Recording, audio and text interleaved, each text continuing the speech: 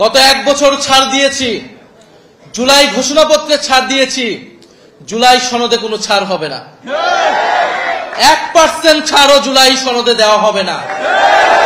যেই মৌলিক সংস্কারের রূপরেখা জনগণের পক্ষ থেকে ঘোষণা করা হয়েছে, যেই মৌলিক সংস্কার, যেই নতুন বন্দোবস্তের কথা আমরা বলেছি, যেখানে গণতন্ত্র নিশ্চিত হবে, স্বৈরাচার আর ফিরে আসতে পারবে না, রাষ্ট্র কাঠামোকে গণতান্ত্রিক হিসেবে করে তুলব, সেই জুলাই সনদে আমরা 1 বিন্দু পরিমাণ ছাড় দিব না। আমরা নির্বাচন চাই। নির্বাচন, গণতন্ত্র, ভোটাধিকারের জন্যই আমাদের লড়াই ছিল।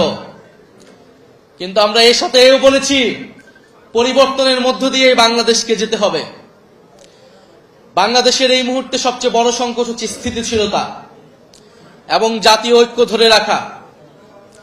যদি রাজনৈতিক দলগুলো, রাজনৈতিক শক্তিগুলো নিজেদের মধ্যে জাতীয় ঐক্য ধরে রাখতে না পারে, দেশের স্থিতিশীলতা নিশ্চিতে নিজেদের মধ্যে ছাড় দেওয়ার মানসিকতা তৈরি না হয়, ফলে আরেকটি 1-11 আসবে। কারণ আমরা ইতিহাসে এটাই দেখেছি। আমরা মনে করি রাজনৈতিক সমস্যার সমাধান রাজনৈতিক দলগুলোকেই বসে করতে হবে এবং সেই সংস্কৃতি বাংলাদেশে কায়েম করতে হবে। যদি রাজনৈতিক দলগুলো ব্যর্থ হয়, লাভবান হবে ডিজিএফআই, লাভবান হবে অরাজনৈতিক শক্তি, লাভবান হবে বিভিন্ন বৈদেশিক শক্তি।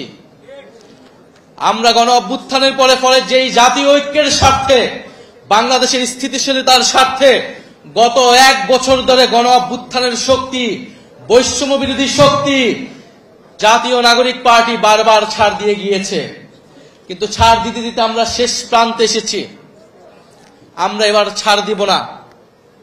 আমরা এবার আদায় করে নিব যে গণ অভ্যুত্থানের পরে নতুন বাংলাদেশের প্রতিশ্রুতি আমরা দিয়েছি, যে গণতন্ত্র প্রতিষ্ঠার, বৈষম্যহীন বাংলাদেশ প্রতিষ্ঠার প্রতিশ্রুতি দিয়েছি, অন্তর্বর্তী সরকার যেই প্রতিশ্রুতি দিয়ে, যেই শহীদের রক্তের উপর দিয়ে প্রতিষ্ঠিত হয়েছে, সেই প্রতিশ্রুতি আদায় না করে এই সরকার যেতে পারবে না। সেই প্রতিশ্রুতি বাস্তবায়ন না হওয়া পর্যন্ত কোন রাজনৈতিক দল ক্ষমতায় আসতে পারবে না। ফলে আমরা এখনো বলবো, আসুন জাতীয় ঐক্যের স্বার্থে, স্থিতিশীলতার স্বার্থে আমরা সেই প্রতিশ্রুতিগুলো একে একে পূরণ করি। আজকে জাতীয় যুব দিবস, জাতীয় যুব সম্মেলন, ফলে যুবকরা একত্রিত হয়েছে। আমরা দীর্ঘ সময় ধরে আপনাদের স্বপ্ন, সম্ভাবনার কথা শুনেছি।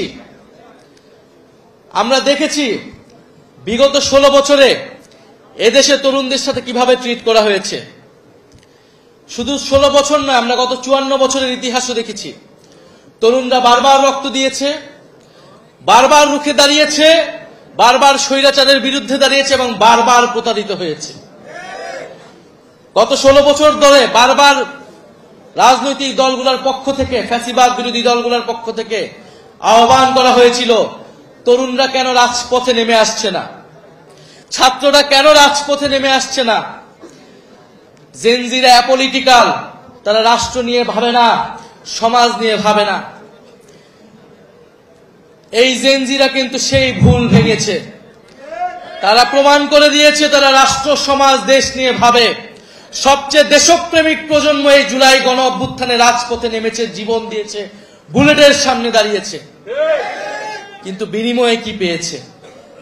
যদি এই তরুণদেরকে আমরা বাংলাদেশের যারা ক্ষমতা কাঠামো রয়েছে, যারা ক্ষমতা নির্ধারণ করে, তারা যদি আবারও প্রতারিত করি, এই দেশের আর কোনো ভবিষ্যৎ নাই।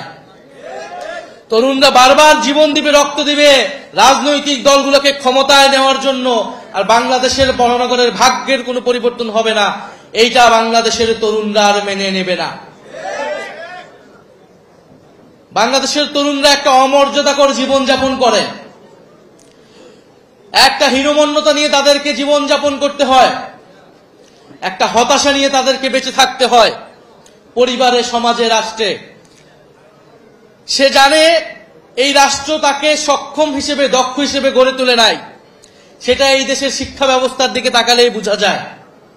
সে জানে সে যদিও কোনো না কোনো ভাবে পড়াশোনা করে বিশ্ববিদ্যালয়ে যেতে পারে, বিশ্ববিদ্যালয় থেকে বের হয়ে তার কোনো কর্মসংস্থান নাই।